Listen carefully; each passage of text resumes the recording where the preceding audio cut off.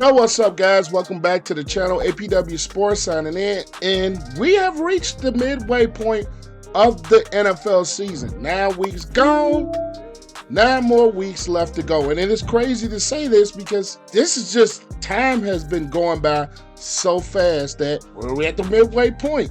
We are heading into week 10, which means we got 9 more full weeks to go.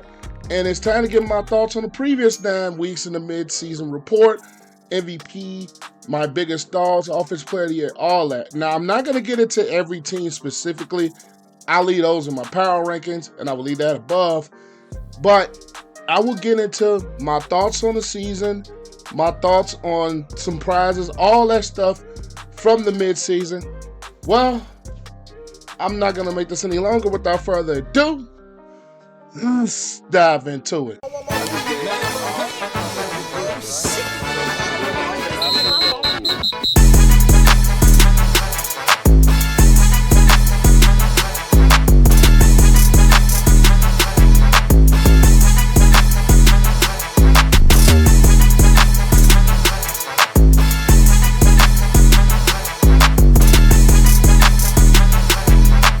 Now, some things that kind of stand out to me. The first point I wanted to make in this video is that one quarterback is not elite, and that is Brock Purdy. A lot of people have talked of what he did in a small sample size, and they made him to be an elite quarterback. I personally, yes, he has been good.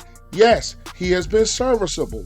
Yes, he's played well. He's made some crucial throws, but he's not elite. My definition of elite is you're doing, basically you're performing at a high level year in and year out, which is guys like Patrick Mahomes, which is guys like Joe Burrow, which is guys like Josh Allen, Lamar Jackson.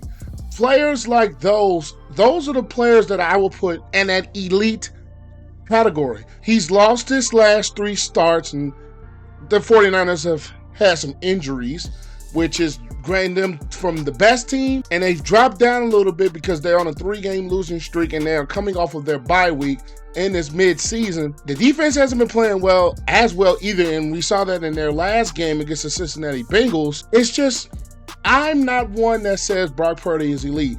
He's looked more like a quarterback that he has more benefit from Kyle Shanahan's system than he has being elite. Now, I'm not saying that he will never be elite. I'm not saying that he will never grow into that type of a quarterback. A lot of people stamped that elite tag on him, I think, a little bit too quickly because they have not really gone through adversity until now. They haven't won since the domination of the Cowboys, and that was a couple of weeks ago. So I don't one of those people that I was pumping the brakes on Brock Purdy. And honestly, we have seen why. He's not elite. Doesn't mean he's not good, but he's not an elite quarterback. We've all seen some things transpire over the last couple of weeks, and that team I'm talking about is the Las Vegas Raiders. And 2 things about this Raiders organization that were big mistakes over the past couple of years. One, Josh McDaniels was not the right hire.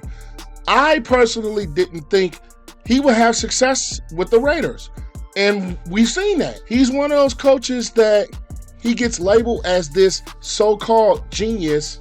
I'm one that's never done that. He's better as an offensive coordinator with the Patriots than he has done anything else. We look at his tenure back with the Denver Broncos. That wasn't much either. I'm one that believes that Josh McDaniels was just not the right hire. And 2, about the Raiders, I believe getting rid of Derek Carr and replacing him with Jimmy Garoppolo, as we've seen that Garoppolo has been benched, it wasn't a good move. I made a video about that in the offseason. I'll leave that in the cards as well. Getting rid of Derek Carr was a mistake. And I believe that if Derek Carr was on this football team with a different coaching staff, offensively, I think they will be a much more improved offense than what they stand now with having Jimmy G, having Brian Hoyer start a game, Aiden O'Connell. I believe this Raiders team will be so much different. And I think they have to start from ground zero. Devontae Adams is a guy that's probably going to want out at the end of the year, and I can't say I blame him. He went there to play with Derek Carr. You took that beneath him, and a coaching staff that basically was inept, led by an inept head coach, this Raiders team has a lot of changes. One thing that I need to point out as well in this midseason report, Russell Wilson trade looks like to be a mistake. He hasn't been playing at that MVP or close to elite type of a level that we've seen him play through most of his career in Seattle. He's not been that, and even under Sean Payton, the Broncos' offense has been very well disappointing, to the point to where there were rumors going around a trade deadline that they were going to get rid of Sutton and Jerry Jeudy. I think two of their top weapons on this football team that would help Russell Wilson and his team elevate. This offense, I think Russell Wilson, he's lost a step. He's not the same player that they gave up all those picks, gave up all those draft picks to get. He's not that same guy. And I think that trade for the Denver Broncos at this point, big failure. All right, we're going to get into some of our biggest disappointments of this 2023 season so far. You could say the New England Patriots have been a very disappointing franchise, as in they sit 2-7 right now, and we thought they would be a little bit better than that. We can honestly say that the Denver Broncos have been a bit of a disappointment. They're sitting at 3-5. Honestly, personally, I would go with the Bears as a disappointment. I didn't think they would be sitting at 2-7, maybe a little bit better, maybe 4-5 or something like that. But the Bears are a disappointment. But the biggest disappointment so far of the 2023 NFL season has to be the Buffalo Bills. Now, this is a team that sits at 5-4. You would think 5-4, okay. But the Buffalo Bills were one of those teams that expected to be a record where the Ravens are at 7-2. You would have thought this team would be where the Eagles close to be at 8-1, 6-2 maybe, but this Bills team has just been disappointing. You have games against the Jets where they turn the football over like crazy in that ball game, which caused them to lose that. You have a game like the Raiders where they come back and they look dominant. The Commanders, they look dominant. The Dolphins, they look dominant to start at 3-1, but you lose to the Jaguars, which is, I'm not going to say it's a big deal to lose to the Jaguars because they are a very good football team. But you come back, you beat the Giants. You lose to the Patriots, who have been one of the bottom teams. You beat the Buccaneers, but you come back and you lose to the Cincinnati Bengals. So it's just like they have been wildly inconsistent. You beat one team, lose. Beat one team, lose. Beat one team, lose. They haven't been consistent pretty much for the majority of this football season. And I'm only disappointed, well, mainly disappointed because that was a team that I picked to win the Super Bowl. So yes, some disappointment with the Buffalo Bills. It's obviously going to come from my end because I picked them to win it all. And it's not looking like a team right now that can win it all. And as we speak now, they're not even in the playoffs if the season ended today. Who would have thought that about the Buffalo Bills coming into 2023? So that's why I have them as my biggest disappointment coming into this year. Now we're going to have some bigger surprises.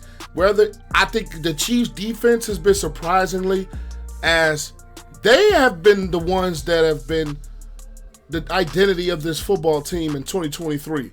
The offense has been, I'm not going to say the world beaters that we're used to seeing. They haven't been that. That defense has held the Kansas City Chiefs intact. That has been a surprise. Also a surprise to me is that we're sitting here right now, the Chargers are 4-4. That's another surprise. But the biggest surprise to me would be the Houston Texans in the way that they have been playing under DeMeco Ryans. You can argue for DeMeco Ryans being a Coach of the Year candidate, and you can. He's been getting this defense and getting this team in order. CJ Stroud has been playing some really good football. And no one would have thought coming into Week 9 the Texans will be 4-4. No one would have thought that. No one would have thought this team will be playing so well because of how young they are and how inexperienced they are at a lot of positions, whether it's the safety spots with P-Trave young. Derek Stingley has been out, but he's young. Will Anderson Jr., who they drafted, and you have the offensive side of the ball with Pierce and Stroud being very young players. I didn't think this team would be 4-4 at the position that they are right now, and that's why I have them as the biggest surprise. Coach of the Year, You can argue D'Amico Ryans in that category. Maybe you can argue a guy like Harbaugh. But I think the coach of the year is Dan Campbell. And Dan Campbell has this team of the Detroit Lions. We all thought they were going to be probably the cream of the crop in the NFC North. But the job he has done from year one, not winning much. Last year, they went hot late. And they continued on that this year with a team that I think was still going to be one of the better teams, but they've actually lived up to that performance. And that was something you had to watch as far as the Lions go, as a team being able to do that. And I believe if it's not D'Amico Ryans as coach of the year from the Houston Texans, it has to be Dan Campbell. And that's where I will go with my vote at this midseason point. I will go with Dan Campbell as the head coach of the year in the NFL for the job that he's been able to do. Improving this Lions defense. This offense is still a very good offense. Jared Goff has been playing well. And it's all been under the leadership of Dan Campbell. And that's why I will have them as my coach of the year. Now, if we're going for defensive player of the year, you could talk a guy like a TJ Watt. You could talk a guy, maybe Hassan Reddick with the Eagles. Maybe Michael Parsons still has some votes in there. But my defensive player of the year would be Myles Garrett, and the way he's been able to dominate games for one of the more dominant defenses in the NFL with the Cleveland Browns. He's getting after the quarterback. He's making plays in the running game. For hell, he's even blocking field goals. So the way that Myles Garrett has been utilized in this Jim Schwartz defense for the Cleveland Browns, I believe that he has finally put a step in his conversation on Defensive Player of the Year. And as we stand at the midseason point right now, Myles Garrett would be the vote. Now, if we're going for Offensive Player of the Year, I think there's two candidates in this. One would be Tyreek Hill for the Miami Dolphins in the season that he has been having, exploding onto the scene. You could add a third guy, A.J. Brown, the way that he has been performing for the Philadelphia Eagles. But my pick for Offensive Player of the Year would go to Christian McCaffrey and the things that he's been able to do for the San Francisco 49ers offense. Now, we know they've been struggling to win the last 3 games, but Christian McCaffrey is scoring a touchdown in every single game this year. The way that he's been utilized, whether it's receiving or whether it's running the football, he has changed this offense to make it so much better than what it has previously been. And now that he had a full offseason to work within this Kyle Shanahan scheme, I think he is being utilized to the best of his ability, his dynamic play. He can break things open. He does so much for this 49ers offense, and he has been so productive in both phases of running the football and catching the football. I think he would be the player right now that I would pick for Offensive Player of the Year. Now we're going to go to the MVP conversation at the midpoint. You could easily throw a guy like Patrick Mahomes in here, but I don't think he has good enough of a season. You could throw Jalen Hurts in there, but I think he has some up and down games, but he has been playing well as of late. Maybe you could possibly throw a Jared Goff in there, but I don't think he's going to get any talks. Maybe Tua, maybe so. Maybe Lamar Jackson, who I think has a legitimate conversation for MVP. I would personally pick Joe Burrow, and I'm sticking with my preseason pick with him. Now, the beginning of the year didn't look good. Calf injury was bothering him, the whole thing. But if you look at the Cincinnati Bengals over the last couple of weeks of football, to help them give themselves at their 5-3 record and going on a 4-game winning streak, they have finally put it together, I believe, on an offense. Especially these last 2 weeks when you're talking about the way Joe Burrow played against the Niners and the Bills, 2 of the better defenses that we possess in the NFL. He had a little bit of a struggle early. He beat the Rams to get their first win. He had some struggles against the Browns early, the Ravens, and the Titans with the games that they lost.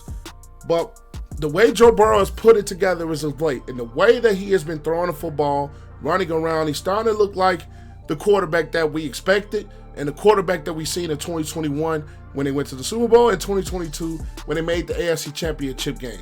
And he's starting to look like that.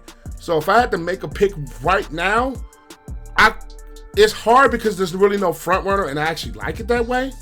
But if I had a vote, Joe Burrow is the MVP.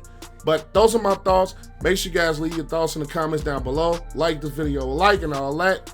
Subscribe to the channel. I'm APW Sports signing out. Make sure you guys stay safe. Have a great next day, and I'll catch you guys later. Peace.